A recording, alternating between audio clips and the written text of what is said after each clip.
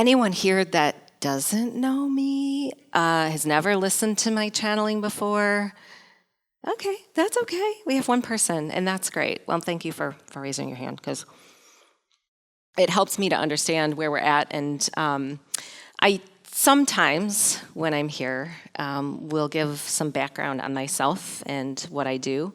But I'm not going to go into a lot of detail about that. I'll just give you a little tidbit, because you can find all of that on YouTube. I have so many YouTube videos out there that talk about my background and my awakening and how I came into this journey. But just so you know, I'm an intuitive channel, and I do trance channeling as well as some conscious channeling, and fell into this very, unbeknownst to my human self, that this was the path I was going to take. I lived a very conventional mainstream life, got a marketing degree, was a stay-at-home mom, had a serious battle with chronic pain in my life that took me down a journey of meditation and completely broke me open to hearing beyond the range of human voice, I'll say, and began connecting with many guides. And so I connect with a variety, and you're going to experience that today. And I just want to say that it's great that we have such an intimate group, because we can make this more personal for everyone. And what will happen today is I'm going to give a little lecture background on some of the messages that I bring in, because I was told long ago, when I was very much in resistance of this path, that I had a purpose, a mission here on this planet in this life. And that was to help light workers through a very difficult shift on the planet. Now, at that time, I had no clue what that was, nor was I cool with taking that mission on. So I fought my guides, tooth and nail. But I get it now, and those of you that follow my channeling on YouTube know we've been going through a progression of messages about what's happening globally, what's happening within the planet, what's happening within us, and it's a pretty big deal. And I know all of you out there see this in your day-to-day lives, because we're beginning to see a lot of shakeup here on the planet, and it's not an easy energy to be in right now, but I truly believe that it's well worthwhile, and it's taking us to this place of heaven on earth. But as I say that, one of the themes I want to get into today that's been coming in a lot for me personally when I've been channeling and connecting with all of the beings and guides that I connect with, which, by the way, just to let you know, are Archangels, the Christ consciousness, Mary Magdalene, Pleiadians, Lemurians, Arcturians, the dolphins, so many others, and I'm blessed to have that relationship. But what they've been talking to me most about lately is that the 5D that we're all talking about and want to be, shipped to overnight is actually here now. Okay, so a lot of you have been following my work know there's a big grid shift going on the planet, and grids are really just pathways for information, right? We're human creators, and everything that we do connects to everything else. We have this beautiful web of consciousness called the Earth, and it doesn't just include humans. It includes animals and plants and water and all of these resources that we have around us. And the Mayan Collective is one group that I've really been tuning into a lot lately, and they're so beautiful in how they express this connection. And they were reminding me the other day in meditation how the resonance of Earth has been raising. And we know we've had a lot of solar frequencies. We've had these spikes in the Schumann resonance. And so we are really innately becoming those humans that we've always been meant to be, which are connected to these things. And this is why we're starting to care more about what we're doing to the Earth, about what we're doing to the plants and the animals on our Earth, because we are now resonating telepathically with those things as one. It's not just about awakening and seeing what's going on in physical. It's about the empathy and taking in the messages of what's going on with those living, breathing things that are really one with us. And how beautiful is that we're returning to that kind of a viewpoint, or that kind of a, let's say, creative standpoint for our journeys. But that's truly what's happening. So back to the 5D and the grids. And we have a lot of channels out there, myself included, that have been talking about this grid shift, that have been talking about the two Earths, the split of timelines, the two trains leaving the station, all these things. And some of those messages have led us to believe in separation, right? So there's us versus them. There are those people that we know that are still struggling in this energy, are suffering, that we have a hard time talking to about these types of issues, that we don't see going down the same path that we're going down.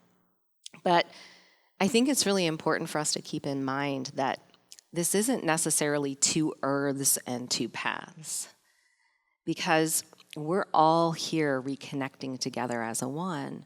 And this raise in frequency and this new resonance that we're holding, it isn't just here to help us move forward and to help us live differently. It's bringing everything along with us as an opportunity.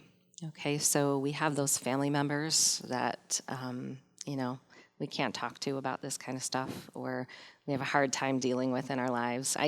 How many people have that family member that like stoops you down a couple notches, and you tell yourself when you go to dinner you're not going to go there?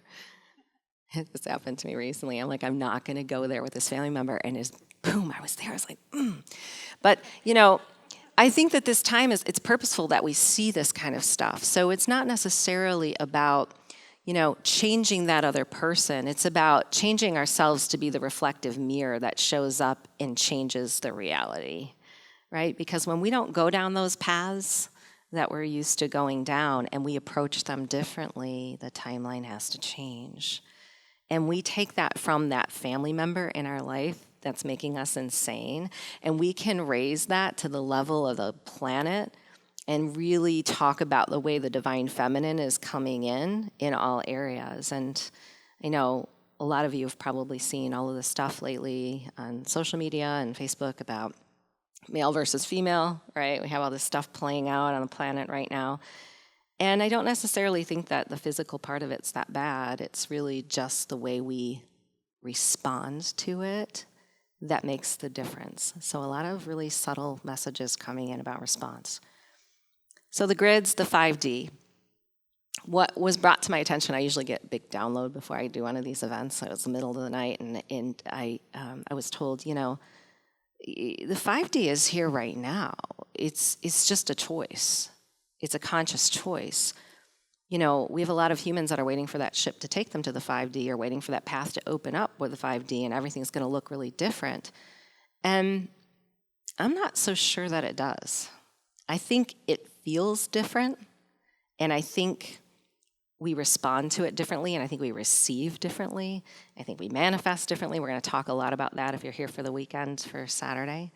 But in general, I believe that right now, in this moment, we can live and create in the 5D as easily as if that ship came and picked us up. But it is our choice. So our free will is the mechanism that is allowing this transition to unfold. Now, I have also lately been channeling a book, my second book, through Mary Magdalene, Divine Mother. And getting a really good handle on how creation and manifestation is changing, and the big picture around some of the things that we haven't seen or we haven't understood in the way that we've done this. And we've been very physically focused, obviously, through time. And we've learned a lot of physically focused processes for manifestation. But we also know we come with a plan, we come with an intention. So how does that all wash out, right? Is it destiny? Do we come and everything's predestined, and we run into people and experiences and we just kind of allow that to carry us to whatever we're meant to experience or evolve through? Or do we actually have a say in how all that goes? Well, some of the most profound information that's been coming through this book tells me that it's both. That we do come with this beautiful divine intention, which is collective. And some of us here, well, all of us here, in singularly focused physical bodies, have a hard time recalling what a collective vantage point is like. But let me give you a little example of what's been coming in my monthly program to explain this collective orchestration, okay? We know there are things that happen on the planet that aren't to our liking. We get sick, we have accidents, people pass, loved ones decide to leave. And we often look at that event through a very singular focus because we want to point the finger and point blame. We want reason, we want understanding. And it's not so bad to want reason or understanding. But what the guides have been bringing in is a higher level perspective, okay? So we might have a collective event like a car wreck. Maybe out here on the California freeway, which I'm sure happens all the time, we had 3 cars involved in a crash. Okay, so we have 3 cars, 3 people. Maybe one of them was very severely injured in that crash. But we also have the first responders, okay, that come to the crash. We have cars that maybe got into a fender bender because of that 3-car crash. We have witnesses who might have pulled off the side of the road that were trying to help. We have the family members of these people, okay? Now, maybe someone was responsible from our physical vantage point. Maybe there was alcohol involved. So now, in our physical timeline, it becomes really easy to point the finger at why something happened. And then we might go back and say, well, it was karma. This person deserved, what he or she got. But what about the other people? What about the family members that experienced it? What about the witnesses? They all came together in a collective orchestration. And what that means is every soul involved in that experience magnetized it for some significant purpose. Right? So the guides are saying, what if one of those witnesses is dealing with a family member who's an alcoholic? And maybe seeing that, witnessing that accident, helped them to approach the situation differently, more lovingly. What if that family member that experienced the injured party, right, needed to go through some evolution of their soul in this relationship? Well, that's exactly what a collective orchestration looks like. So the decisions we make, the karma we have, the codes that we come with, the astrology that works out around us when we hit a planet and we have an experience, it isn't just about us. It's about us and everyone else involved in that experience. And so when we begin to think that way, doesn't it soften you just a little bit, right? Because I had a client not too long ago, and they were in the midst, there was a group of them that were had a business, spiritual business, and there was a big accident in this spiritual-based business, and there was a lawsuit. And she was really struggling with how to get beyond this experience, because not only were they now in the middle of a lawsuit, they had an injured party that they felt very badly about, but the group itself was breaking apart because of this one event. And the guides really came in beautifully to explain that everything is timed. Things happen because there are triggers coming in, not just from one thing, but a variety of things. So all those souls that formed that spiritually based business, perhaps now they had reached the point of evolution or what they needed to gain from that experience, and something was triggered in order for that energy to move. And we don't think about it that way, that when things break apart or things fail or move on, that it's energy moving us. Right? We look at all of the things that are going away because we don't have the clear view of what's coming in to change who we are. And so Mary Magdalene and Divine Mother talk about manifestation from the standpoint of collective intention. We came in and we have soul themes. I never heard that before in my work, soul themes. So I was curious about that. What's a soul theme? Well, these are the bigger picture energies that we come in to evolve ourselves through for the sake of the entire collective.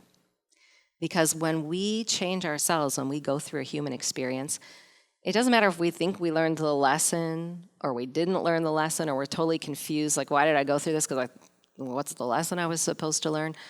You just going through that experience as a soul has the potential to change that theme on the planet for everyone else. So we have this whole male-female thing going on right now, right?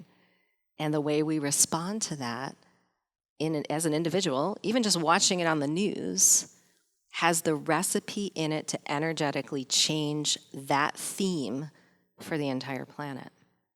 That's really powerful when you think about it. And it kind of puts karma in a different perspective.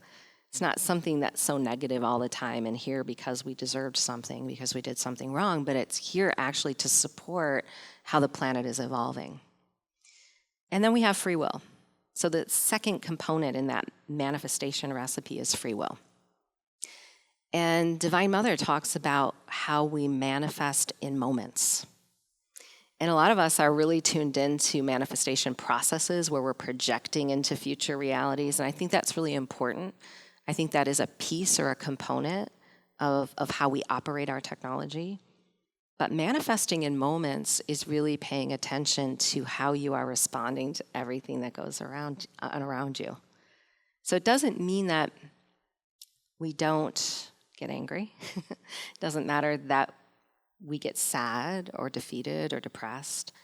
It just matters that we express that emotion and we understand that it's not something that's going to be the end-all be-all of our existence here. And we don't carry it into the next moment, creating the next. So this whole download that I've been getting from Divine Mother and Mary Magdalene has really been about present moment response, responding in peace, stepping into the emotion as opposed to resisting it, right? Constructive conscious response.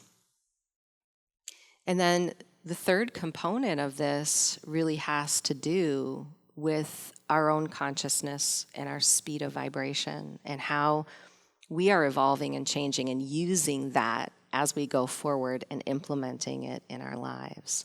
Because there's a lot of us out there that know a lot of stuff, right? And I see a lot in the spiritual or conscious community that talks about what to do and how to do it. But it's good to know as long as you're actually able to apply it. So this Divine Mother, Mary Magdalene, theory or process we're going to be talking about and delving into more on Saturday if you're staying with us, is really a simple way of looking at manifestation. So I'll give you an example of this just for myself that's come in because one of my soul themes is my physical body. So I've struggled with chronic pain. I typically struggle with illness. I just, that's really my focus. We all have something. We have something. Sometimes it's relationships. Sometimes it's money. Soul themes. My soul theme, physical. And what I began to realize is that as I was projecting through time, creating physical body themes, how I met them would decide how they would play out. So if you could see what the guides show me in a session, we have all these potential energetic timelines that we've created. I mean, hundreds of them that we can step into at any moment that have yet to manifest in physical. And what happens is when we match one, it becomes our reality. We know this is a basic, universal law. So if I have a physical body theme, and I'm thinking, I'm always sick, I have chronic pain, it's never gonna change, there's nothing I can do about it, I'm creating all of these potentials to walk into physical body themes. And as I start walking into them, I can compound that by thinking, here we go again. Or I can simply walk through the experience in a calm, peaceful way. And that changes my vibration to match those potentials.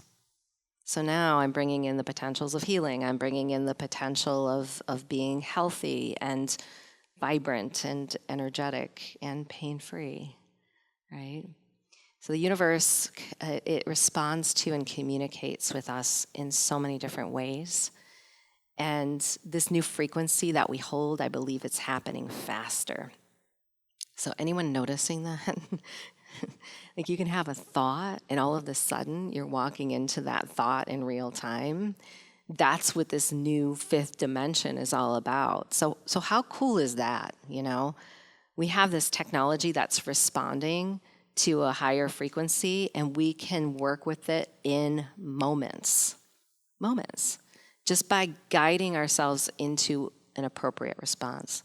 Again, doesn't mean not feeling, right? But then being conscious and realistic about how we walk through that human experience, right?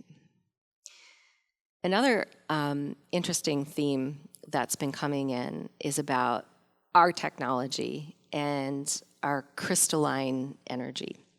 And so I talk a lot about the crystalline DNA, and for those of you who haven't heard that or understand what that is, we have 12-strand DNA. 12 of those strands are carbon-based, physical. We come with themes from our parents' parents. I believe that when we're birthed in the womb water, that womb water carries the crystalline codes of that ancestry. So when we're playing out themes from our parents, like addictions, abuse, whatever it might be, it was in that womb water, or there's really positive themes there as well. Our crystalline DNA is universal, it's energetic, and it is the part of us that's been shut down. However, as we've been going on this progressing train of solar events and raise in frequency, we've been activating that crystalline DNA. So that's one part of us that's becoming more crystal. What happens is when those crystalline strands become intertwined with our carbon strands, we vibrate at a new speed. It's like they both vibrate a little bit different, you know? Imagine that carbon strand being this slow speed of physical, you know, where we have chairs and, you know, rooms and walls and desks and bodies. And this crystalline strand being our telepathy, our extrasensory abilities, our tuning into more than just our physical coming together, creates a new speed of vibration. So it means we can now merge our physical and non-physical selves. It means that we can walk the physical shoes of a master, is the way I look at that. Now, another part of our technology that the guides have been talking about that's becoming more crystal is our chakras. So we have all these chakras in the inner body, and we have them in our aura. And these chakras are actually becoming crystallized, meaning they're beginning to work together. So we've been very separate in our technology. Our chakras have been focused in different areas on different themes, in different human experiences. But when they come together and they work in concert, just like the Mayans were talking about us becoming one with the plants and the animals, we really have that ability now to become the highest aspect of ourselves. It's like those crystal children that come to the planet that are always happy and smiling and peaceful and can read your thoughts, right? I mean, they can talk to animals. That's who we're becoming. That's who they are. They come crystallized. Their technology holds that energy. And so that's who we're, I don't want to say becoming. I feel like it's who we're evolving back to because it's our original state of being. Now, an interesting part of this is we've been very used to separation, especially when it comes to our energy. So I've noticed personally a lot of themes coming in for me about protection, which I talk about a little bit differently than a lot of people or anybody else I've heard on the planet, which can be subject to criticism, and that's fine. But, you know, here we are becoming one again, and we're trying to bubble and protect ourselves in light or point fingers at who's holding reptilian energies, and I'm not going to talk to that person because they have darkness and all this stuff. Well, here you have this beautiful technology that's crystal. What are you trying to protect from, right? All of this energy around us, the reptilians included, all of the beings that you think aren't enlightened, the ones that you think you need to change, they are vibrating with us, right? So we are, in the mirror, those beings reflected back upon ourselves. And so it really just becomes a knowing, a simple knowing that we are that light. We are that crystal. We are that truth. And I'm not here to say bad things don't exist, right? It's our response to them, and I think it can be far more simple than what it's been. So I would say watch out where you might be being led down paths of separation or protection, right? Or this group's carrying reptilians and we got to go over here. Really, we have to ascend together, and we are ascending together, right? We're not perfect. We're human. I don't think any of us in this room, although we have the ability to live in the 5D right now, are going to be without mistakes, right? Are going to be without times in our life that aren't difficult, aren't going to lose our you know what from time to time. We're human, right? But it's how we respond to those moments that makes the big difference, all right? So with that, any quick questions? And we can address any themes before I go into the channeling that we need to address. With that energy of when people are coming at you, not shutting down or protection, what I have been experiencing, like let's say that you are a fixer, and how you've actually come is that you want to make peace and you want this to work. So the struggle for me has been to say, it's not my job. Right. To fix them. Yes. So the boundaries are a little different than protection, but definitely understanding that they have their work. Yeah, thank you for clarifying that. Right, because I'm not talking about physical protection. I'm talking about energetic protection. But I do believe in boundaries, right? I mean, we can't be in situations that are detrimental to us or harmful to us. But I love that you brought up the word responsibility, because that's something that comes in a lot in my session work. And as souls, as humans, we've taken on so much responsibility, right? I mean, here we had this woman in this spiritual group that had this falling out, right? Someone got harmed, and she was just so devastated with the responsibility of what happened in that energy. And that's what the guides brought her to, that higher perspective, This could be happening because everybody needed a shakeup. Everyone needed to go in different directions, right? We're playing out themes and roles that are helping people to move energetically on the planet. So that responsibility is it's a really good definition of how, there's a big difference between when we separate ourselves and when we feel responsible, right? Yeah, I love that. Anyone else? We'll just do some extra channeling today, because I know this group's going to have a lot of questions. Okay, so what I'm going to do next is we're going to do a live channeling. And I'm a trance channel. So my consciousness kind of steps outside of myself, and I allow whatever guides, teachers, masters, beings to come in. And we always will get a general message. And this general message carries forward from my YouTube videos. So if you're not up to date with those, don't worry. It's always perfect for the moment. It's always perfect for the group that's here. And then I take questions. So you can feel free to line up to the mic, and you can ask any question. If it's something personal, I just ask that you frame it in a way that is helpful to everyone, so that, because we film today, and this goes out on YouTube, so everyone can take away something that is helpful to them. Sometimes we get processes and activations. If we get those, that's cool. I'll always tell you how to sit, how to breathe, and we'll flow with this and see how it goes. A lot of people will ask if I remember the things that I channel, and I can't possibly in this scenario. I will walk away with the overall gist, but I'm an observer of the room. So a lot of times I will hear people ask questions, and I start to panic because I don't know the answer.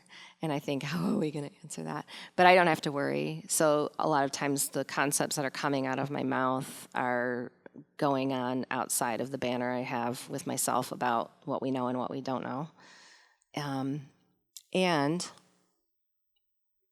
this is a vibrational experience. So it's important to know that if you're not keeping up with the concepts or the terminology, or you get lost, it matters not, because what we're allowing to come through is actually a vibrational exchange. And you are forever changed when you interact with channeled material, okay? Might come up the next day, it might come up 2 weeks later, might walk into something that you needed to know, but that's how it works, all right? Okay, so let's go ahead and get started. I twitch and shake a little bit when I channel, and it's just the difference in the energy that I'm bringing in versus what is here on the planet, and we meet somewhere in the middle, all right? I never know who we're going to have today, but I'll always tell you who's here and who's speaking. And we're going to have Mary Magdalene. Okay. Greetings and blessings. There are many of us who have assembled in this space in love and light. We are pleased to support you on your soul's journey. It is our intention today as a divine feminine collective to also balance that which lies within you that is needing to amplify in your field so that you may, in your physical lives, become the walking essence of compassion, the walking essence of divine love, and the walking essence of divine truth. We wish to begin today with an understanding of Gaia Sophia, the planet upon which you were born. And this planet also, as a divine feminine essence or being, holds within her all of the energetic components that you were also created in the likeness of. These energetic components are not coming with an explanation or an instruction manual for you to understand, but they come as a criterion to flowing through energetic change and becoming more of your own essence.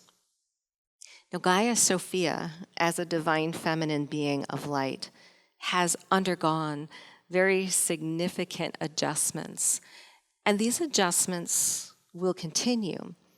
However, it's important to know that everything that lives, breathes upon her holds the energy of her heart.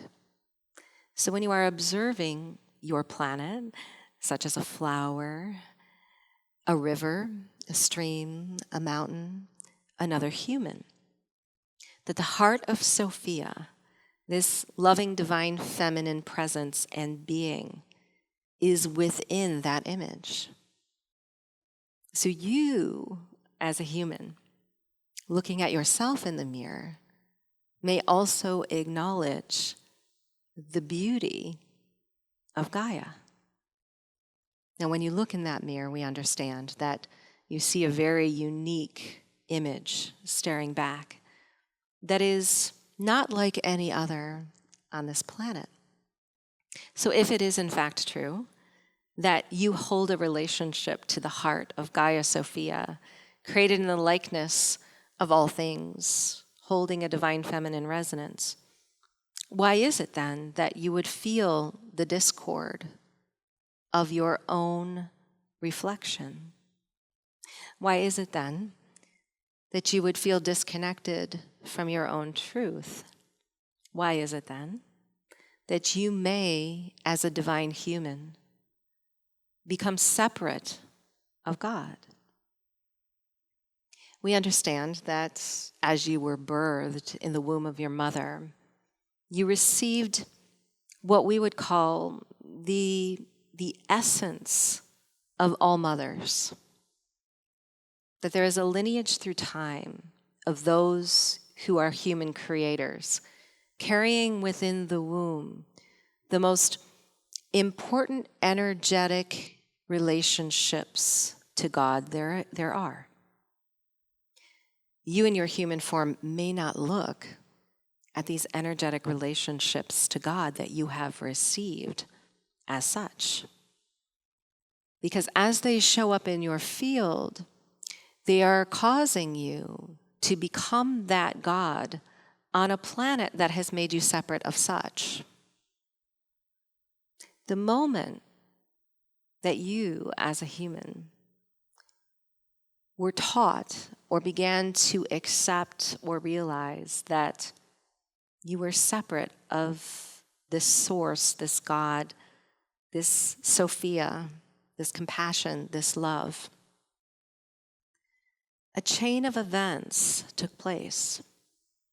That chain of events, both physical and energetic, are still encoded within you. And this, my friends, is the human process that you are currently in the midst of. Gaia, Sophia, and the changes within her are calling for the compassion and the love within you. The inquiries into your own soul about what is truth and what is not, about who you truly are here on this planet, and how you come to create it differently, how you come to evolve yourselves, and how you come to evolve all others that you are connected to, both in physical and in non-physical. Now, it has been alluded to that you are becoming more crystal, and as these crystalline humans, you have the ability to walk in the shoes of a master. This comes not without struggle, because human experience and the codes passed on to you through the womb of the mother as a collective, holds within it the struggles of all mankind. It holds within it the Akash, the record of all human existence. And so if you came so connected to that Akash, so connected to that history, filtering it through your unique consciousness and your unique expression, how is it that that was not without purpose? When you define a master, it is often one who is so enlightened that they are not to suffer, or that they hold within them the power, the ability to change the reality of another. It is not necessarily that masters walk without suffering. It is that masters understand that in order to change a reality, they are an intricate part of the recipe of that collective energy. You are also an intricate part of a collective reality on many levels. You have your own collective reality, your physical families, your soul partners, the ones that you have chosen through time or the ones that have chosen you. And you have the human collective, which is essentially an energetic patterning of God that has gone awry. This energetic patterning of God is coming back into balance. And you, as you look in that mirror, become the critical component of each connection of that sacred geometric pattern. So it is our desire that you begin to see yourselves as such in your uniqueness, to allow this pattern to vibrate into its highest potential for Gaia.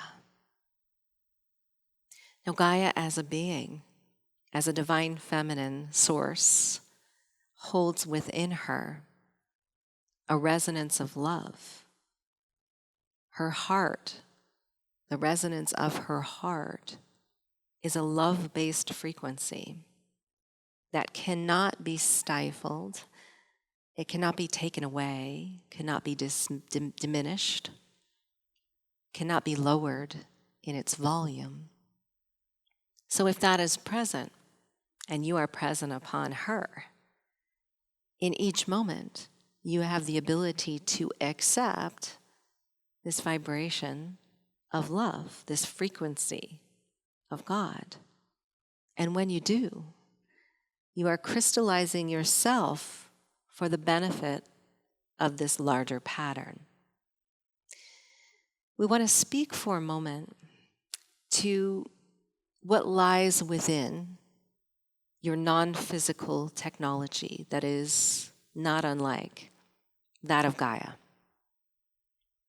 If you are to look within, around, beneath, and through her, you would see fractals of light that are pulsating in real time in a rhythm. Those fractals of light are universal. They were the intentions to create her. They were all beings, races, planets, star systems, coming together in a one beautiful and divine intention to expand the universe through a new timeline of Earth. All of those fractals or fragments of light exist within you. Just as she was created, you were also created in the likeness of these fractals. And when they vibrate together as a one in unison, through your unique soul essence, they fulfill a requirement to allow humanity to live at its highest and fullest potential. But that sound is often muffled by you. You are the consciousness that is not unlike the conductor directing an orchestra of many instruments. And when you begin to use your consciousness to direct that light as God, as source, as beauty, as love, not as flawed, not as discordant,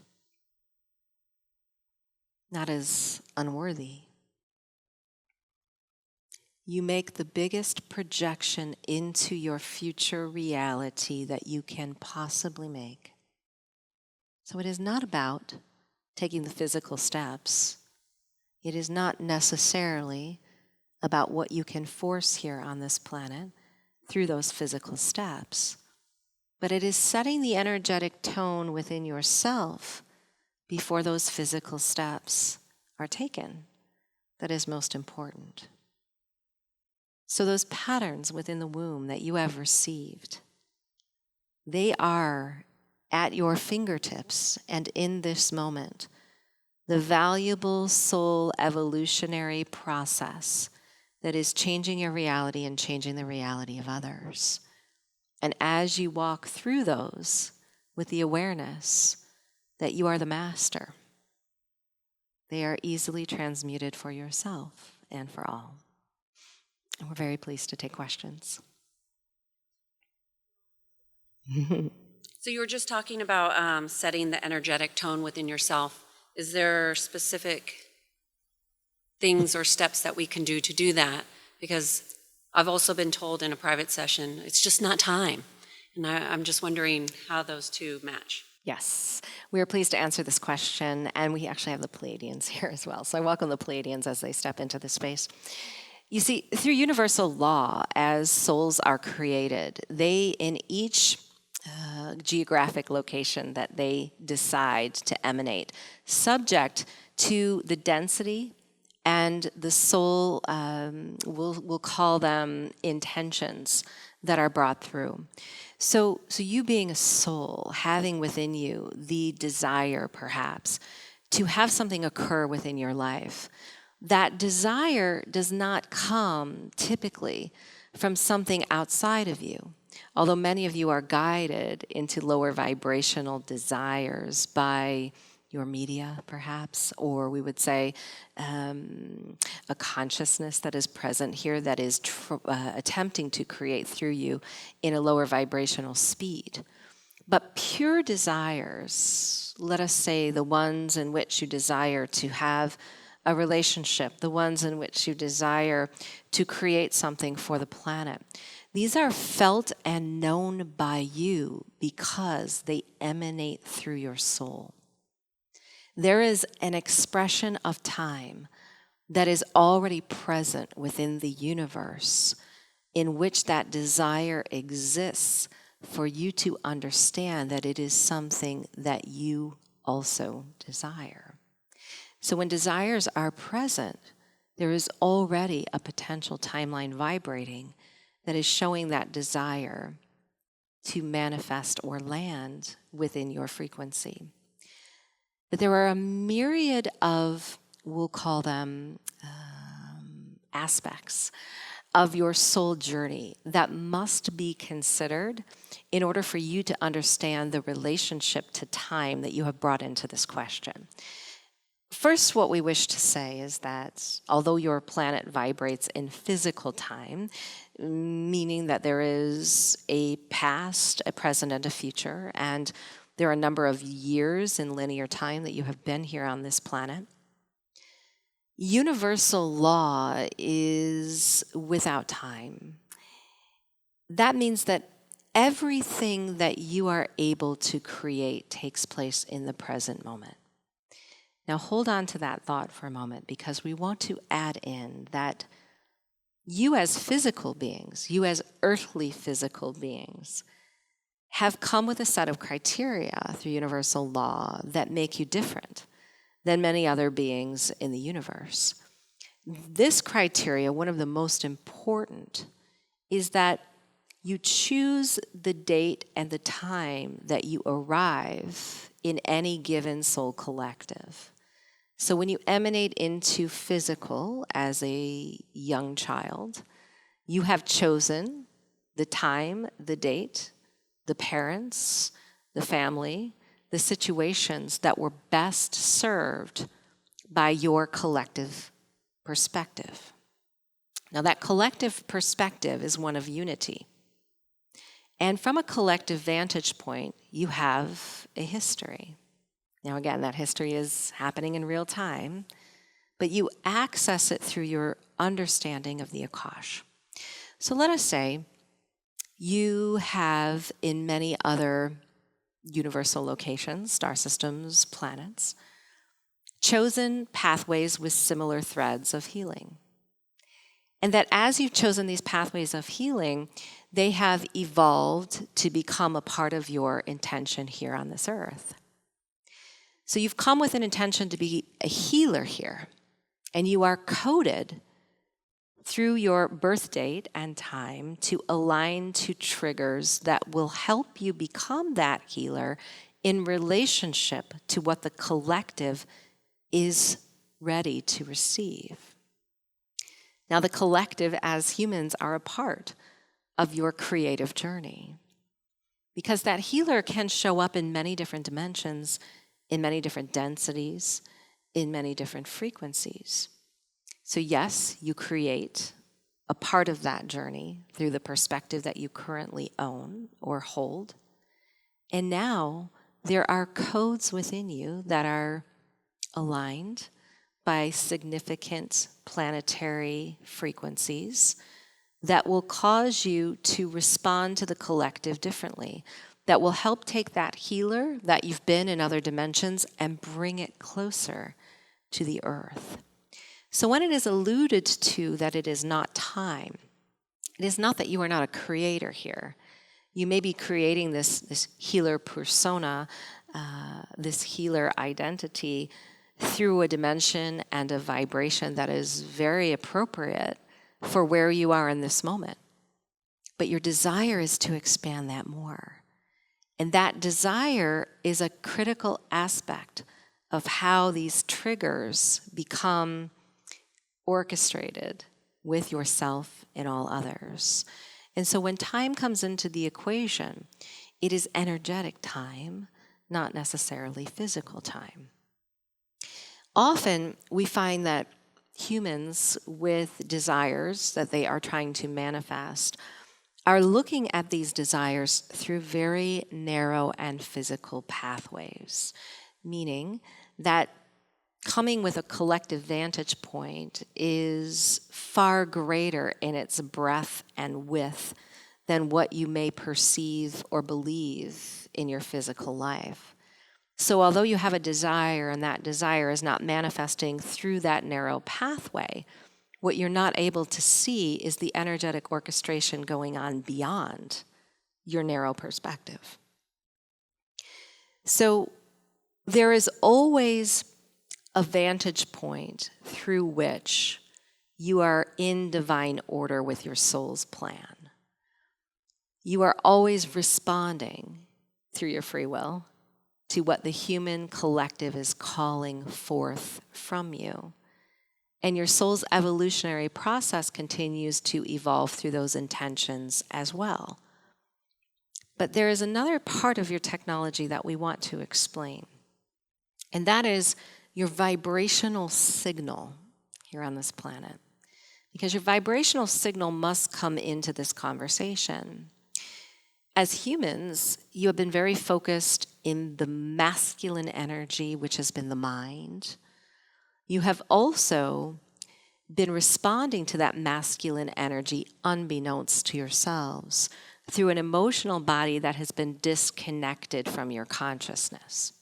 So in other words, your thoughts have been driving your vibration based on emotional responses to things that are very physical.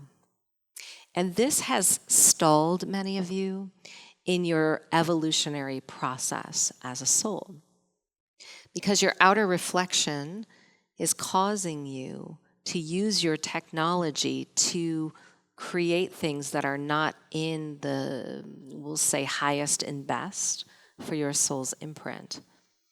Because here in this journey of humanity, the way in which you create and manifest is going to constantly change based on who you're becoming.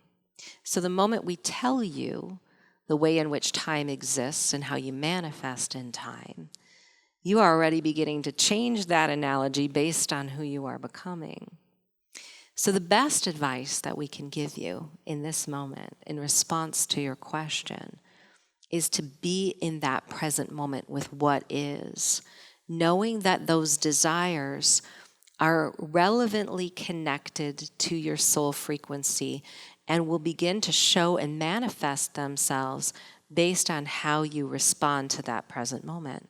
Because the all that is, the Akash, this energetic orchestration that is God, that is Source, it only takes place in the here and now. And many of you, throughout your day-to-day existence, are existing in the future with those desires, or within the past with what holds you back from those desires.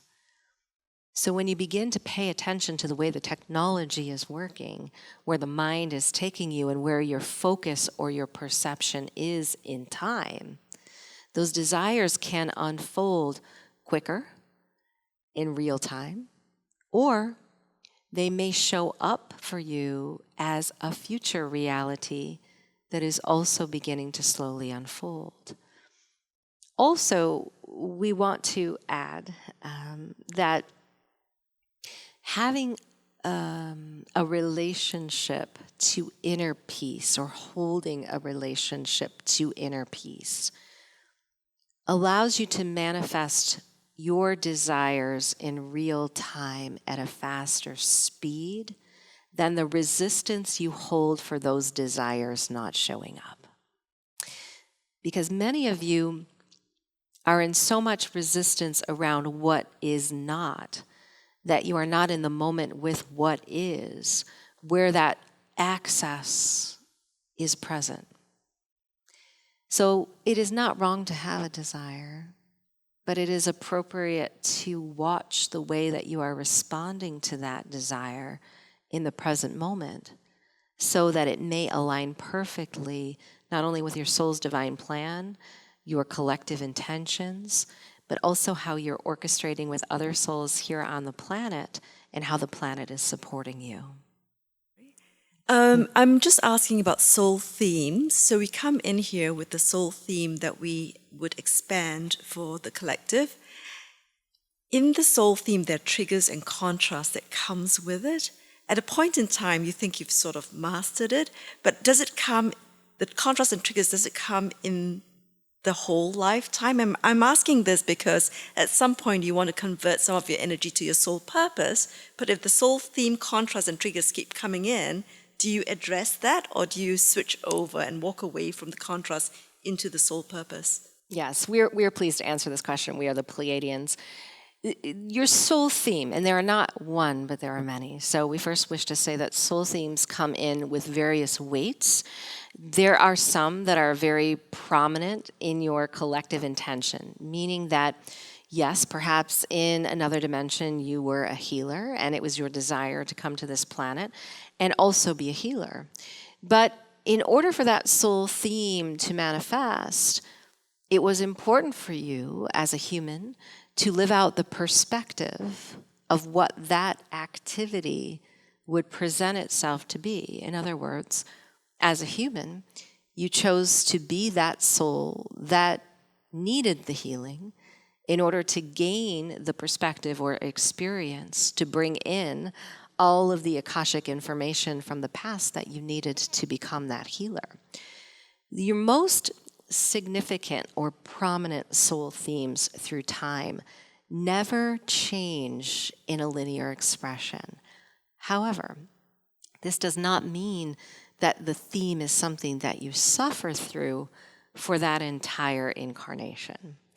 In other words, there may be a soul theme, for example, that it is important for you to shift the vibration of relationships here on this planet, or the dynamic of the masculine feminine, or the way in which humanity views divine masculine and divine feminine relationships. So in the beginning of your incarnation as a human, you may have chosen the criteria in soul partnerships around you to give you an example of what that theme was all about. There may have been a dynamic male or female relationship that caused you difficulty or struggle in your life. You may have observed your parents as male or female representatives of what you came to uncover, understand, and evolve through. And then in your own young adult, adolescent life, you began to take those themes very personally, and often what we find is play them out in repeat. And this is because humans are patterned to energy, meaning that they are very focused on sacred geometry. They are made up of that sacred geometry. They connect and exchange information through patterns. So often in the early formative years, you are dominantly patterned to that of your parents or your immediate soul partnerships that were most significant in your life. Now, perhaps in your early adulthood, you came to more understanding about the way in which human relationships could evolve, could be healed, could be supportive of one another. And in this understanding, you went on a timeline of self-discovery or change for your own personal relationships. This is still a theme, nonetheless, it's playing out in different dimensions and different densities and different timelines. And we know that as humans, you put much emphasis on learning the lesson of what you came to learn. But if you were to learn the lesson of your most important themes, they couldn't be the most significant aspects of who you are and your uniqueness and how you come to change the planet. So it's not about learning the lesson so that you can now be that relationship healer. It's about using the information that you have assembled along the way to match more, to become more. And this is why often some of your codes that align to the most significant soul themes will come back later in life, even if you've gone through very, we'll say, distinct challenges and feel as if you've overcome those challenges. It is not to punish you in some way or to set you back on your journey. It is to remind you exactly how significant these themes in your life have become, and to challenge again your new perspectives, how you've assembled them for yourself and others, and how to continue to use them for the self and for others. So we would say that the most significant themes that you've chosen as a soul don't leave your human incarnation because there is a point in time where you've completed the lesson. They will continue to be for you some of the most significant human experiences that evolve your own creative source. And further, we want to bring this into the perspective of new grid and creating in what you may call the fifth dimension, which we simply call a multidimensional experience. There are many souls who are playing out their major themes in a vicious cycle or loop over and over again. They never get past the code that causes them, or we would say, is meant to push them to see things differently, to make new choices. They don't take the opportunity that these codes offer, and they begin to suffer again. There is no suffering here on the planet that is not without a distinct and pre-planned, purposeful expression. So everything that you have gone through as a soul that has been the most prominently, perhaps difficult in your soul journey, may have been predestined by your soul as a theme so that you, here in this time, as a way shower and light bearer of humanity, could offer your new perspective to others. So it is not as if the lesson gets learned and the theme goes away, but there is a dimensional raise in vibration that is the evolution of the soul. It takes that theme and brings it into a higher perspective, and then a higher perspective. And it may be triggered again, but it remembers those experiences and is able to apply them to again shift into a new reality. Hello. Hey. I have, I guess, maybe a question or advice on, I know in order to, in standards of like meditation, and I have a lot of physical issues, chronic illnesses, and I find myself very in tune with my heart chakra and opening, but my mind, and like, I'm just wondering what kind of advice you have to help like release and get to that higher, not so physical density that I feel like I've kind of not really stuck. It's like a fog. Yes, so we have the Arcturians stepping in, so I welcome the Arcturian Collective. And we want to speak first to the way that physical discomfort or disease shows up in the body, because it's not unlike the themes or the patterns that we've been talking about thus far in this transmission. Patterns within the body, again, may be ancestral, that they were passed on to you from generations of time, whether that be the souls that birthed you and that lineage, or whether they simply be taken on behalf of the entire collective. When we have a pattern in the body that's running, that pattern has often been there through a variety of different human experiences and has been intensified or strengthened based on the view of that human and their own physical journey.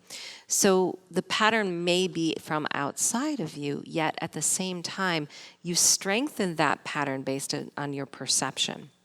And we are not saying that you should ignore any physical patterning in the body. As a matter of fact, what we believe is that it is important to have balance when you are attempting to heal something physical and connect the physical and non-physical energy fields as one. Because ultimately, this is what we hear you saying, is that you have achieved a frequency of the heart that enables you to become more connected to your non-physical self. But you still have a physical body that isn't going on the journey of that non-physicality. And essentially, you've hit the nail on the head with what humanity is in the midst of integrating. Because there are several aspects to your current timeline that are causing you to revisit some of these discordant patterns in the body, and also having a difficult time merging your non-physical consciousness to change that patterning. So we are going to answer your question, but we want to give some background as to why we believe many of you have had more difficult physical patterning coming up lately, and then how to go into changing it. You see, within Gaia, as has been alluded, there is a vibrational structure. There is also, obviously, more physically based components of your Earth. These are significantly evolving, not unlike your own bodies. So Gaia, as a physical being, is going through many significant sonic resonance upgrades, and there are shifts going on within the poles that are causing you to magnetize more of these discordant patterns. And in this moment, you may say, well, why is it we would go through a time that we would want to magnetize discordant physical patterning? Because you always knew that when you reached this point of consciousness, that you would be able to step through that patterning and release it from the body. So what much of you are experiencing are discordant patterns in physical coming through your bodies to release, to enable that physical and non-physical energy to come back together and coordinate on your behalf. Now, the heart chakra is a very important topic also that we want to add to this conversation. Because as you know, the heart is a field of resonance, and it is vibrating in that field in order to magnetize human experience, but is also a communication that takes place. So at the level of the heart, when you are perhaps meditating and focusing on that heart chakra, you are actually communicating with yourself and through a portal to the universe. This is why when you are in meditation and focused on the heart, it is important to state positive intentions for humanity, because the heart resonance will go out like a field, and it will affect all other energies in that field. So when you are in meditation, especially with the breath, and you're vibrating in that resonance of the heart, stating positive affirmations or intentions, you are not only affecting your timeline potentials, but that of all others. Now, that being said, the resonance of the heart is also recalibrating in this time. And we know that many of you have experienced perhaps palpitations, or you've experienced difficulties in that center, shortness of breath. These different patterns are caused by the raise and the lower in the Schumann frequency based on very intense solar energies. Now, these solar energies are very purposeful, of course.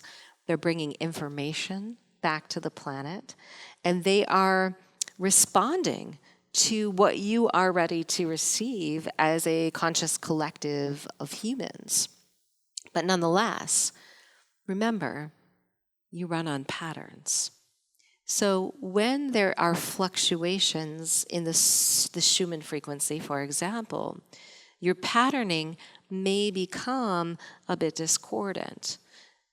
There are many of you who refer to this as Ascension Symptoms, and we would agree that there are times on the planet when these spikes will cause physical symptoms that must be adjusted to and integrated to. We also believe it's important for you to recognize the way the body is communicating with you during these times, physically responding to the way in which your body needs rest, nourishment, communication, integration is very important.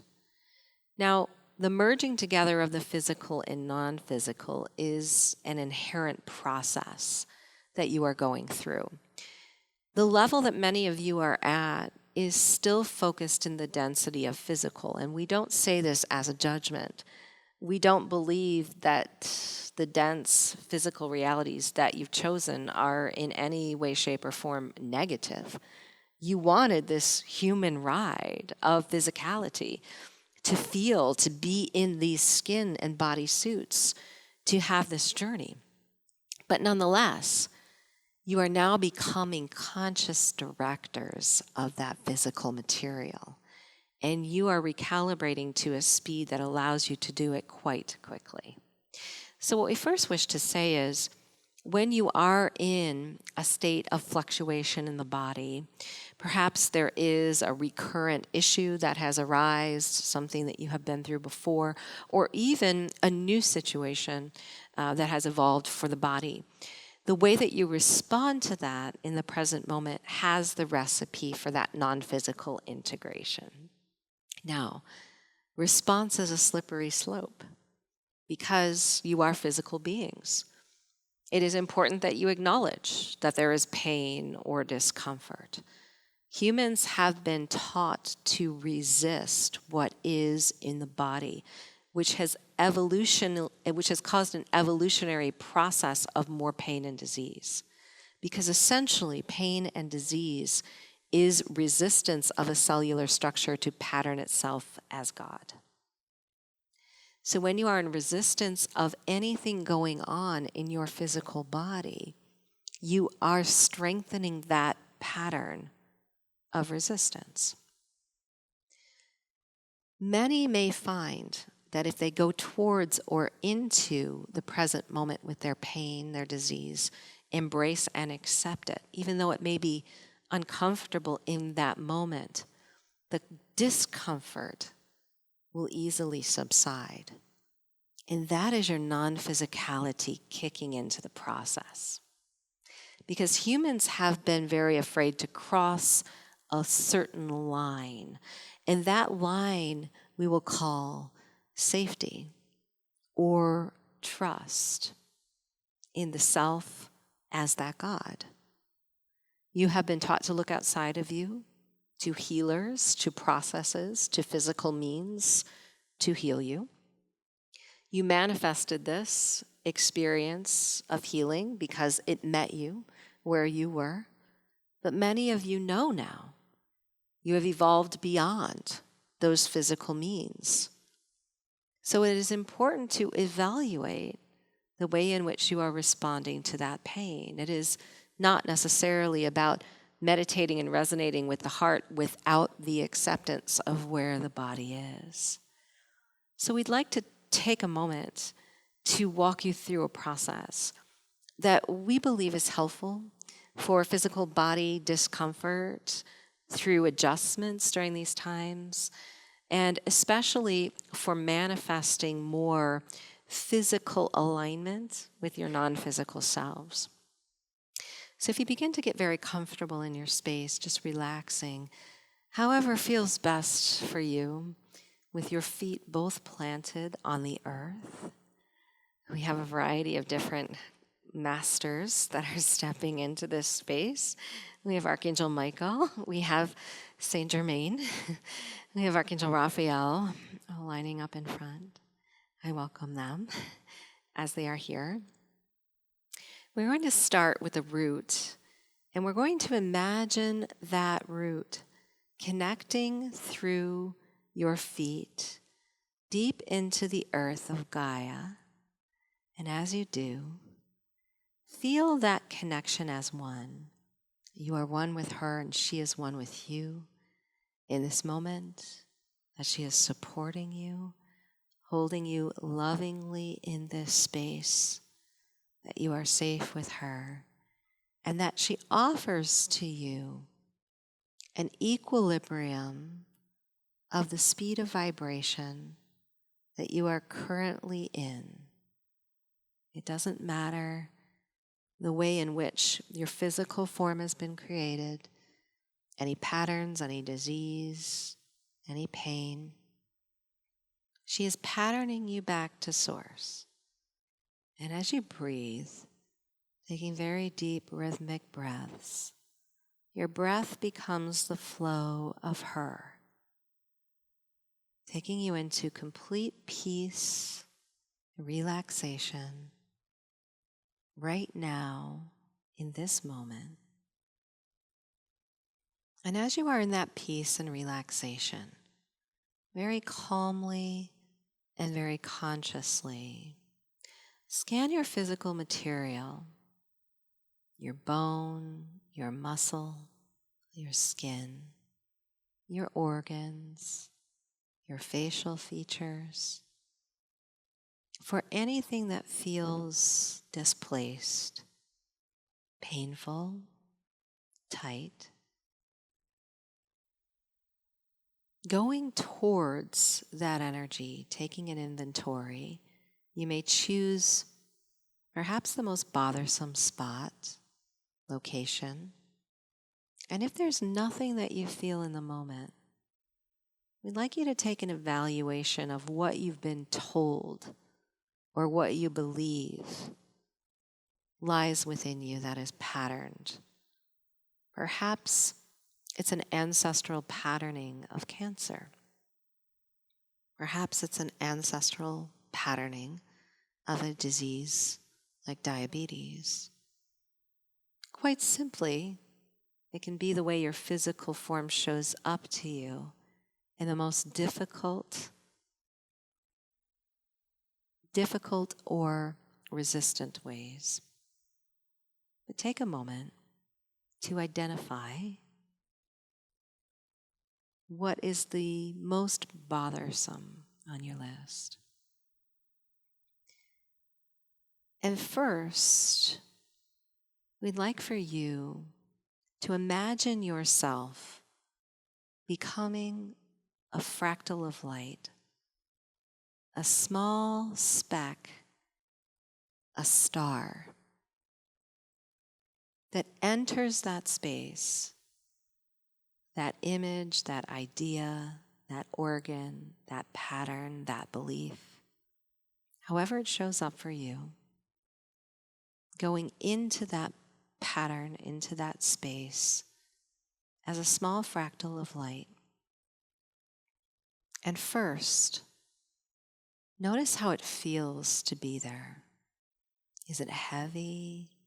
Is it restrictive? Is it uncomfortable? Go more towards that uncomfortable. Remember, Gaia is supporting you. She's safe. She's holding you in her resonance. There is nothing that you are compounding. There's nothing that you are making worse. It is safe to explore that area, that pattern. Now, as you are there, as that fractal of light, that star, that beam, with each breath, expand the star, the fractal. You may see it expand into sacred geometry. You may see it expand into a circle of light. You may see it expand as a holographic rainbow of color. Notice the resonance of your heart, peaceful in the background, even though you're exploring an area that needs expansion. Continue to breathe, and as you take each breath, you're expanding that light, expanding that space, repatterning it, and allowing it to become one with you.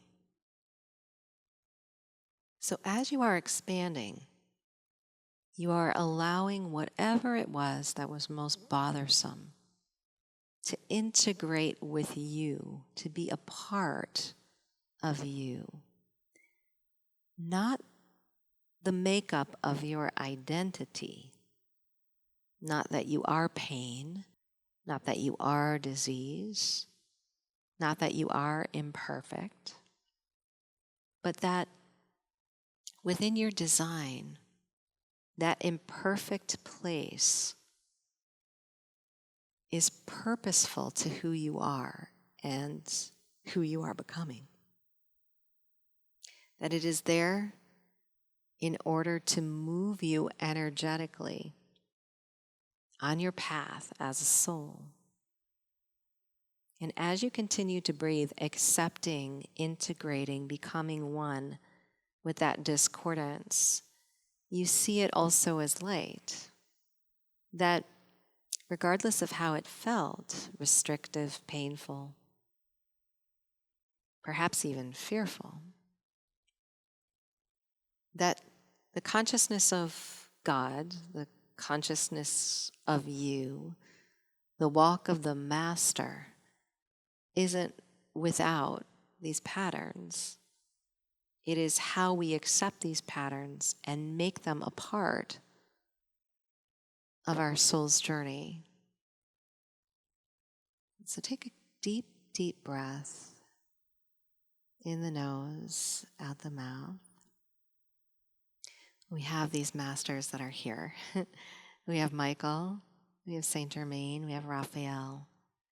And as you just continue to sit in this meditative state, just relaxing and breathing, they're removing some of the density that you may have created around this pattern. Density is made up of the thoughts that we have about our situation. Often it accumulates in the resistance we have. It is accumulated when we believe that we do not know the way and someone else must show us the way. And when we begin to accept that the way is shown to us, through us, and this density, it's cleared now from your aura so that the pattern is clearly seen and clearly felt. It allows that pattern, not unlike a link chain, becoming disconnected, floating free, to realign itself as something new. A deep cleansing breath, and so it is. And you can begin to feel that root chakra plugging back in, bringing you back into the chair, back into the room. And when you're ready, you can open your eyes.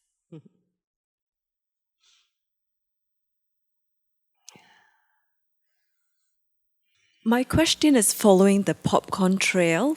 We follow the popcorn trail and we go into bliss and we find out things we love, finding out about who we are and why we're here. Then you come across some material that comes to light. A recent one would be about the false god and about Michael and Metatron having versions of themselves that may not be leading us down the right path. So you start to wonder, and I start to wonder, is my mission a truth, or am I being led astray? Yes, we are pleased to answer this question, and we are Michael and Metatron. You see, as aspects of your own soul, it is important for us to explain how we come in and many others come in to support your journey. Now, the fragments of light that were just used in the recent process are applicable to this conversation because as a soul, you are not just the identity that you perceive as this unique human self. This unique human self is made up of the fragments of many other humans through time.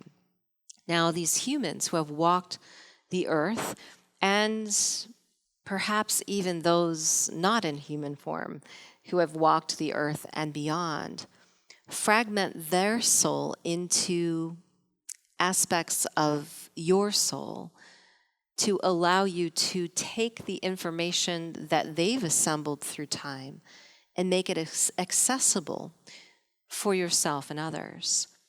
So when you are perceiving an Archangel Michael or a Metatron, for example, you are not only perceiving the collective energy of that master, but you are also perceiving it as yourself. Because a Michael, a Metatron, could not present itself to any one soul and communicate if that Michael and Metatron were not a part of the makeup of that soul. Now you've asked the question, how is it that we are to believe in the Michael and Metatron? Or can there be false entities or identities that will show up to take us off of our path? Now, in the same way that you are made up of the essence of many of these beings, you are also an essence of light and dark. Light and dark because light and dark have existed here in the universe through time. Dark, not necessarily in the negative sense, but in the sense of contrast. Because here on this planet as humans, you have created darkness in a perception different than what we consider it to be universal. Because when you consider darkness, you are thinking of actions in physical upon humans that are discordant in one way or another. And we agree that you have been trained into vibrations that have not been in the highest and best for your collective. However, remember that every being is perceiving other beings through the perception of their own soul. What that means is that these messages of the universe, the messages of the Akash, they show up where you are in your vibration to match your consciousness. So let us say, for example, there is a human who is vibrating in a very discordant frequency. They have lived a life that was difficult as a soul, and they are using that difficult experience to create something here on this planet that is not in the highest and best of humanity. This could be, for example, what you consider some of your criminal conduct. That human may still be perceiving information that is a Michael or Metatron-based energy, but they are filtering it through a hologram of their own consciousness and density dimension. And this is how we find that there is confusion or difference between messages from various channels or healers, or even within your own consciousness. Because at any moment, you may ask a question of your path and your mission, and you may receive an answer. And that answer may come from a myriad of different locations. The question becomes, how do you validate the answer? And we believe this is what you are asking. The validation or the truth is not one energy, you see, because your truth and your validation could not be like any other humans on this planet. The truth and the validation that you seek is that of your own heart, is that of your own path, is that of your own soul.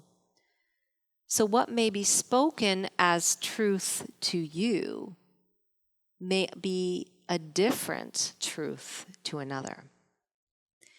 Truth, however, is a different topic than resonance. And what we believe is that resonance is the key to understanding your truth. Resonance is when you are in vibrational alignment with something to the degree that you feel within your soul it is right. And what we believe is that humans have given up their knowing of their own resonance to authorities outside of their own energy field. And this is what has caused the chaos. Because imagine if you were a human collective vibrating in the likeness of all in this moment, not unlike the collectives that have come into this space that are similarly intended for the highest and best of all, truth would not be an issue. Because as a one collective vibrating in resonance, everyone would feel and accept and know the same truth. But you've not chosen, as humans in this timeline, to be in that collective resonance. Otherwise, you would not be on the planet in this time. So it is important to note that within you is a navigation set of energetic criteria to truth. And that energetic criteria is broken down in resonance. Humans may feel this resonance within their extrasensory energy field. It may be a lightening of the heart. It may be an excitement. It may feel as if it comes in as a sound. It may feel as if it comes in as a knowing. But what we find is that humans often will accept information outside of themselves that is discordant and feel that discordance in the body, not actually realizing that it is not in resonance with truth. And this is a theme that is carried out on your planet to manipulate your own creation. Because much of what humanity has been trained into a vibration of is attention outside for truth, but feeling the discordance in that truth and still accepting it as such. Getting back to the original question about many of the masters that bring messages through humanity, there are many humans at varying levels of consciousness and speed that need translations of these messages to meet them where they are. We are not to say, as perhaps humans who are separate of one another on the journey, but yet walking a collective reunion, what each soul needs to evolve their own truth in the moment. But it is only important for you as a soul to resonate with the highest truth possible. When you feel you are off your path based on a message that has been given to you outside of the self, what you can be assured of is that message could not have been connected to the self, because the self would never take you off the path. You, as a connection to God or Source, regardless of your free will to choose, are always directed back on the path with a new opportunity. So if there is a being, a healer, perhaps one that is representing as a master, that is taking you so far off your path that you don't believe it is possible for you to recover, then you've created a pattern of letting your resonance be navigated outside of your own technology. And it is time to take that technology back within you.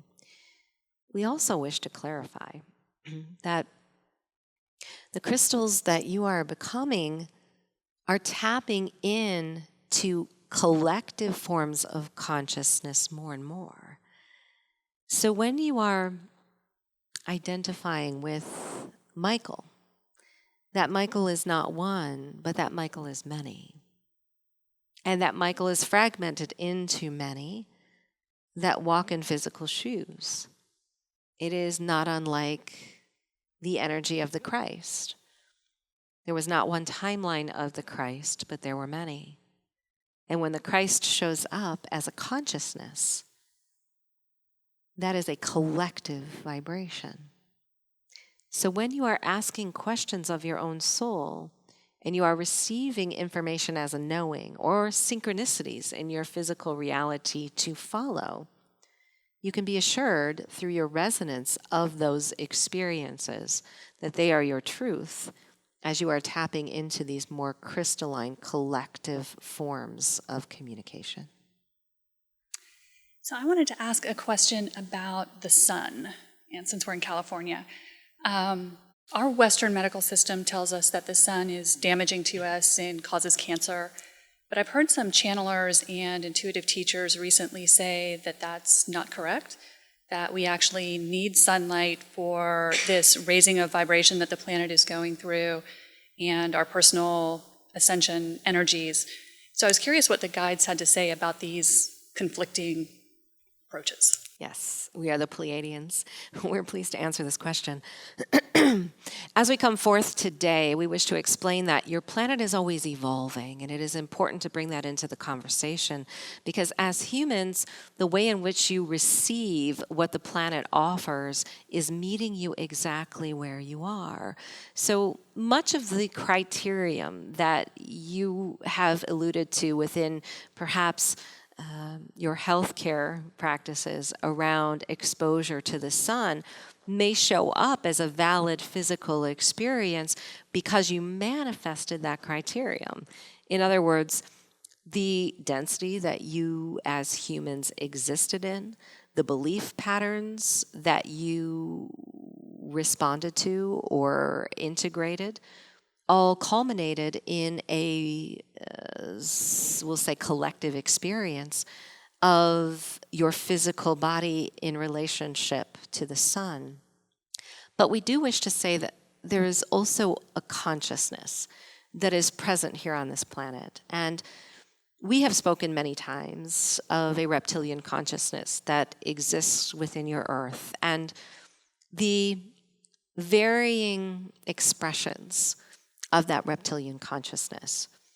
We want to bring this into the conversation not to evoke fear, not to evoke any defeat, but what we do wish to say is that this reptilian consciousness is integrated with you. Now, this collective of beings has a very different structure than what humans were designed as. These reptilians, their structure does not respond to the frequency of the sun in the same way that humans were meant to receive the frequency of the sun. And because of this, humans have not only manifested the information that exposure to this beautiful, we'll call it resonance of information is harmful to them, but also there have been blocks of your sun that have been physically injected into your atmosphere to keep your consciousness vibrating at a lower speed. Now, first let's talk about the dynamic relationship between the sun, the earth, and all humans. The sun is not unlike a storage bank, and we have used the example today of a fractal of light. Imagine a fractal of light full, like a hard drive, of millions of bytes of information. And within these bytes of information is universal experience. But it must be captured so that it can be reflected and it can be received as it is appropriately needed. You see, as humans, if the entire universal Akash were to be made available to you in this moment for your linear perception, you would be quite overwhelmed with that amount of information. And it would be difficult for you in this physical reality to apply all of that information. As a matter of fact, we would say that there would be mass confusion over what information to use and how to use it. But what the sun does is it captures through a resonance, through a frequency, the universal Akash and makes it appropriate for Earth and its inhabitants. So when the sun is reflected to the Earth and to humans, it is not only a nutrient-based energy that supports the way in which your physical body needs to replenish its energy. But it is also a storage bank of valuable universal information that comes as fragments of light to crystallize your DNA and your chakras. So when you are exposed to the sunlight, it is not just about the way that your physical body runs at its most highest potential, but it is also about the way in which your consciousness may evolve and use the information that's coming to the earth. We want to give you an example of what this might look like if we were to show it to you in a diagram. Let us say that you were to look upon the earth as a great portal that was open wide to all of the universe. And as that portal was open, everything that happened in another dimension would be filtered through it and offered to humanity. This, in fact, is the way that Gaia operates. She is a portal. She does connect through grids and through waveform to other planets and star systems and galaxies, and receives all of the information that goes on in those galaxies and star systems. But what the sun comes to do is very uniquely modify and tune humans to the most relevant or appropriate information for the earth. So when you were first formed in the likeness of God, in the patterning of God, the sun was a critical element. What it did was it supported the energy or information that was brought in to keep your physical field regenerating. Because you were not built as stagnant humans that were meant to be in the same skin suit constantly. And all of you know this. As you take your linear walk of life, your body is transitioning and changing. But what we have noticed is that as you have been directed away from the energy of the sun, you have taken away a vital resource that helps to replenish the evolutionary change of your physical form. So many of you are aging at a very rapid pace, other than what you have been created in the likeness of, which is infinity. Many of you are not filtering toxins out of your body appropriately or significantly in the way that you have been designed to do as humans because of your limited access to the solar frequencies. You've gravitated to denser forms of nourishment as opposed to lighter, more, we'll say magnetic energies that support your physical body. So going back to the diagram, what we wish to say is that if you were a human sprouting from this earth, not unlike a tree sprouts from the soil, and that tree needing the sunlight in order to create the process or the flow of its own evolutionary process, you are also receiving, in the same way that tree does, valuable nutrients and information to continue its seasonal transition. But your transitions are not necessarily as seasonal as they are evolutionary, meaning that the solar frequencies are adjusting with you. So many of you understand that the solar energies have been very intense as of late. And the reason for this is that humans have called for more. Their consciousness is requiring that universal information, that multi-galactic experience. And it is filtering through the rays of the sun directly to your consciousness, the water within your cellular structure. It patterns it. It helps you to walk into soulmates through time. It helps you to uncover within you divine gifts that have been hidden in your 3D matrix. It helps you also to heal and rejuvenate your physical form, which essentially stems from within your crystalline structure. So I had two questions. The first one very fast over what you just said. So Does sunscreen block the energy from the sun that we should be absorbing? What we find is that everything has a definition on this planet based on how humans have perceived it. So the human sunscreens that you are using are only, we'd say, a physical manifestation of your consciousness that aren't necessarily meant to keep you safe so much as they are meant to uphold an ideal. As we say this, we understand that there are many of you who, as physical human beings in a reality that is here with these definitions, may go out tomorrow and choose not to use that sunscreen and still receive a burn from the sun. Well, all of this has to do with the patterning of the mind that is yet to evolve. So the question becomes, how do we change that reality?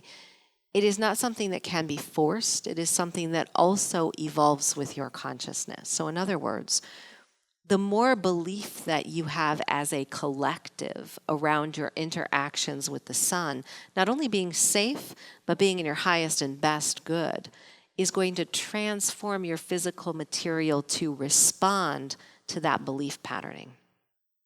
So we can use this example of the sun and sunscreen in many other applications on your planet. If you look at, for example, the alternative health fields that are now opening up here on this planet, these alternative health fields are becoming more accepted and actually becoming more prosperous and successful because the belief patterns around them are also mimicking and changing in relationship to their match. There was, of course, a point in time on your planet when many of these types of alternative healing practices or technologies were not accepted. And at that time, many of them failed for humanity. And some of them will continue to fail for humanity because they will only meet humanity where humanity vibrates. So in other words, you're asking us the question, is there a need for sunscreen, or is sunscreen doing a job? Sunscreen was manifested as a protection that humans felt that they needed from the sun, and will continue to live up to that projection through time until it is changed. And when it is changed, what you will begin to see is that the need for this type of product, which we believe is a toxin that is only contributing to the overall density of the physical structure, will no longer be needed and will leave the planet, or something will come to replace it. We further want to say that as a human collective, we do see pockets of consciousness arising on your planet that are becoming worshipers of the sun in terms of this beneficial information or nutrient structure. And this in itself should be a positively aligned sign for many of you to understand the way in which this timeline is evolving. We could say also that the way in which the reptilian collective is becoming weakened in its ability to change your physical reality will have a bearing on this issue.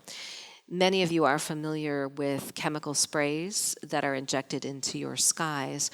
These chemical sprays are meant to reflect that information back upon the sun so that it doesn't reach your structure and have its beneficial impact on humanity. Now, what we notice as you become more non-physically focused is that these physical means have less potential to affect you.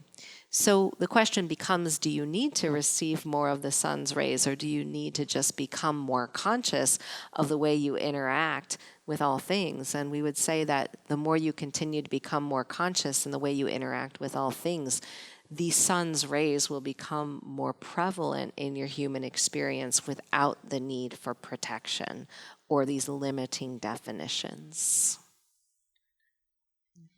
In other channelings that you've had, you've mentioned about the Oversoul, and that before we came to Earth, we were souls in other star systems. So Yeah. I was curious, do we stay as one species before we move to a different galaxy or dimension, or do we jump around? So for instance, except for the star children that are currently coming in, are most of us stuck as human until we're able to access the higher dimensions, and then we finally can move on to a different species? Yes, we're the Council of Light. We're pleased to answer this question. Again, as a soul that was a fragment of light, you are putting yourself in a linear perspective, meaning that you are only in one place at one time for a limited amount of time or an expansive amount of time. And this is not necessarily true. You see, in this moment, even though you are a soul that is in a human body here on this earth, you are also in the likeness of another race and another galaxy running parallel information. It is all in this present moment that all creation takes place. But what we find is that souls will carry common threads throughout their evolutionary universal process. The Oversoul is the mechanism by which you assemble that information. So let us first take the higher self. We'll explain the higher self, and then we'll talk about the Oversoul and the trajectory of the way in which you resonate in different star systems and in different races. The Oversoul technology is the oversight of all of your human lives consecutively. Now, some of those lives are still ongoing as parallels. Some of them have begun and ended in different timelines or dimensions. But nonetheless, there is a common thread through many of your soul themes and activities that have carried out here on the earth.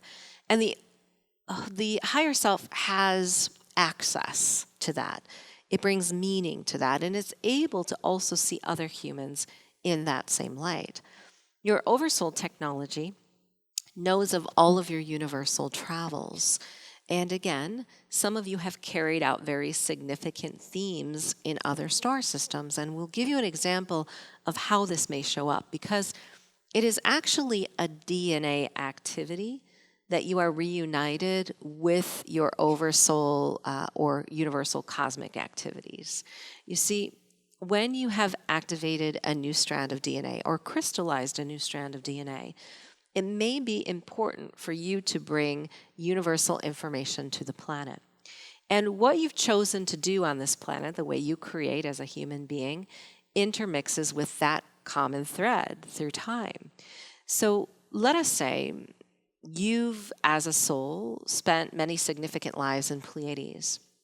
And those significant lives in Pleiades have been focused on the emotional structure of humans and other races. What you may be drawing in this moment is a relationship to your Pleiadian brothers and sisters through time, because those experiences are being integrated and needed by your soul on the earth in this moment. Now, you've also brought up the question, when souls pass from this earth, do they have a choice? Can they go back to a cosmic relationship or experience with a family in another race, or must they relive their earthbound timelines?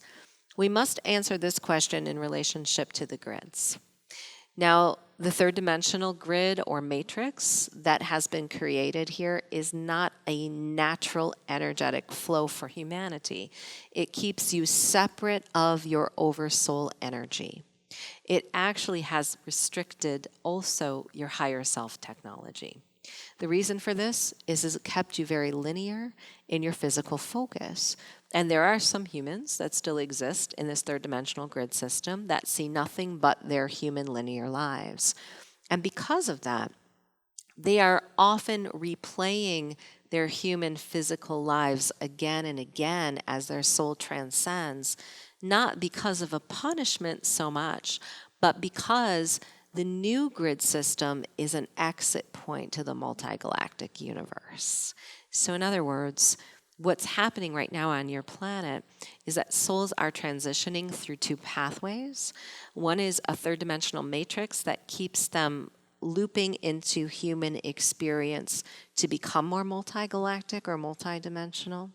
The other is we want to call it an open space of source through which you reintegrate all of your universal experiences and begin to refragment yourself into multiples again.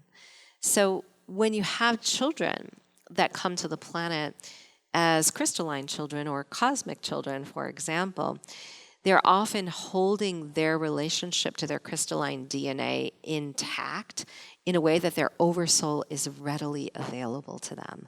That means that they can tap into those cosmic lives, cosmic families, and cosmic experiences very quickly and hold them here on the earth, regardless of the dimension that they arrive in.